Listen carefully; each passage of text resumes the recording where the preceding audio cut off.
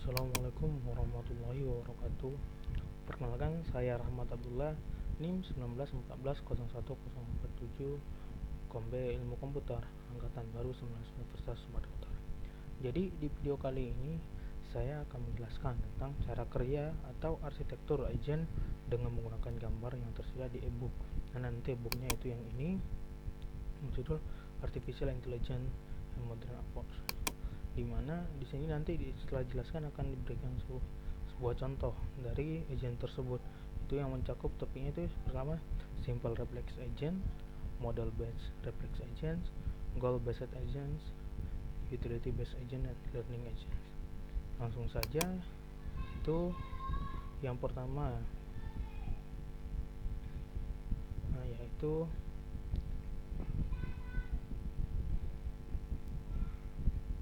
simple reflex agent. Jadi dapat kita lihat di sini kan, dari gambar ini itu dimana environment itu merupakan lingkungan. Jadi di sini sensor ini, dimana sensor ini berfungsi untuk memeriksa kondisi lingkungan, itu lingkungan di sekitar si agent ini. Jadi dimana setelah menentukannya, setelah merasakannya setelah merasakan kondisi di sekitar lingkungannya, maka si agent akan menentukan aksi apa yang akan dilakukan setelah menentukan kondisi lingkungannya, di mana nanti aksi ini akan dipengaruhi oleh kondisi aturan kondisi yang telah dilakukan oleh si agent nanti. Setelah menentukannya, maka si agent akan melaksanakan aksi tersebut pada lingkungannya.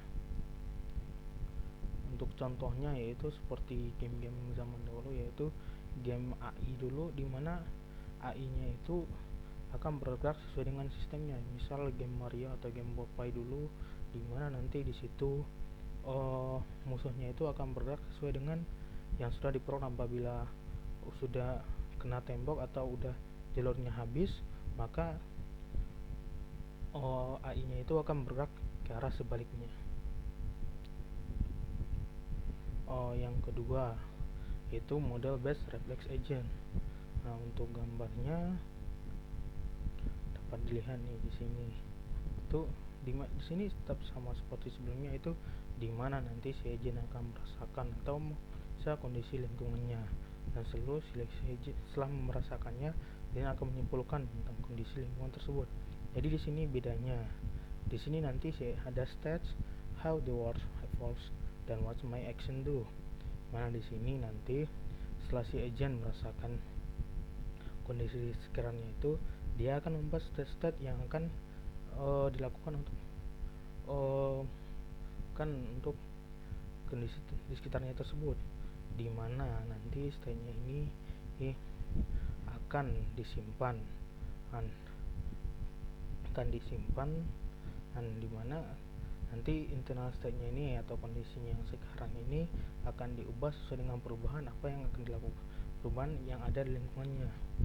Dan sini dapat diketahui how the world evolves ini, dimana apa yang terjadi pada lingkungannya itu akan dipengaruhi dengan apa yang ingin dilakukan oleh agent tersebut dan apa yang terjadi pada lingkungan tersebut. Dan setelah menentukan ini, nanti si agent akan setelah menentukan aksi yang akan dilakukannya, yang akan dipengaruhi oleh aturan kondisi yang telah dilakukan agent. Setelah itu dia akan melaksanakan aksi tersebut pada lingkungannya. Untuk contohnya sendiri, misal kalau kita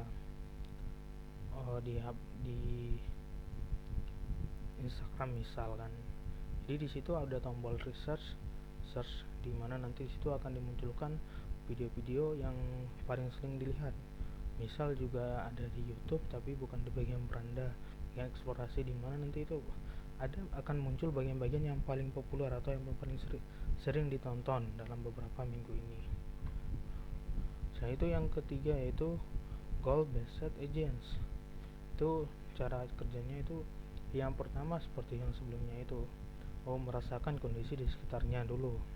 Si agent akan merasakan kondisi lingkungannya. Setelah itu dia akan menyimpulkannya, dia sama seperti yang kedua tadi. Dan di sini bedanya yaitu setelah menentukan aksi yang akan dilakukannya itu, si agent akan menentukan akan mendapatkan beberapa aksi, misal menentukan aksi A dan aksi B.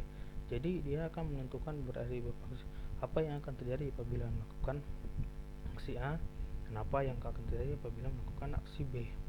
Nah, ya seterusnya. Dan setelah menentukan aksi yang akan dilakukan itu, si agent akan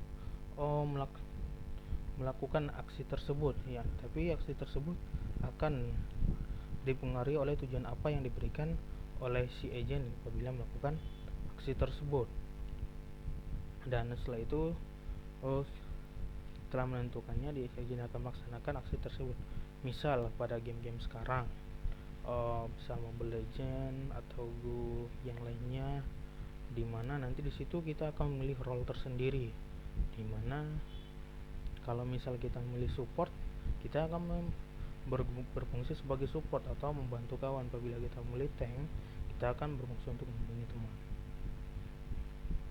Jadi yang selanjutnya yaitu utility based agent. Nah, untuk utility based agent sendiri itu dimana nanti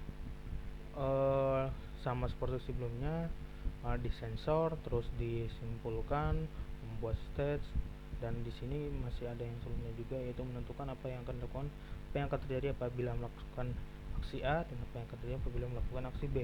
Di sini ada tambahan lagi, di mana itu tingkat kesukaan dari si user apabila si agent tersebut melakukan aksi A dan aksi B, di mana nanti ini akan dipengaruhi oleh utility, di mana nanti tingkat kesukaan dari si user apabila si agent melakukan aksi tersebut. Nah, dan setelah menentukan, maka setelah menentukan kesukaannya, maka si agent akan melaksanakan atau menentukan aksinya dan setelah itu melaksanakannya. Dan untuk contohnya tersendiri seperti dari YouTube juga pemberitahuannya itu di mana nanti ada pemberitahuan tentang channel dari salah satu yang kita suka, itu yang kita subscribe, akan muncul di pembukaan handphone kita, Android kita, bahwa channel tersebut mengupload video baru. Dan yang terakhir yaitu learning agents. Itu dapat dilihat di sini ya, kami seperti biasa merasakan kondisi handphonenya itu, dan ini akan melihat performa dari yang performa dari aksinya ini. Nah, nanti di sini akan dipelajari dulu dan akan dapat ditemukan yaitu kritik atau masalah atau komentar atau kritikan dari aksi tersebut. Dan setelah itu akan dipelajari lagi dan akan ditentukan problem generatornya atau masalah dan akan menyelesaikan masalah tersebut. Dan itu akan kembali ke performance agent, performance-nya akan melaksanakan aksi tersebut. Dan untuk contohnya tersendiri itu di YouTube juga, yaitu di bagian beranda kan. Jadi di bagian beranda itu situ akan muncul video-video yang sering kita tonton, atau tentang video yang sering kita tonton atau yang sudah kita subscribe.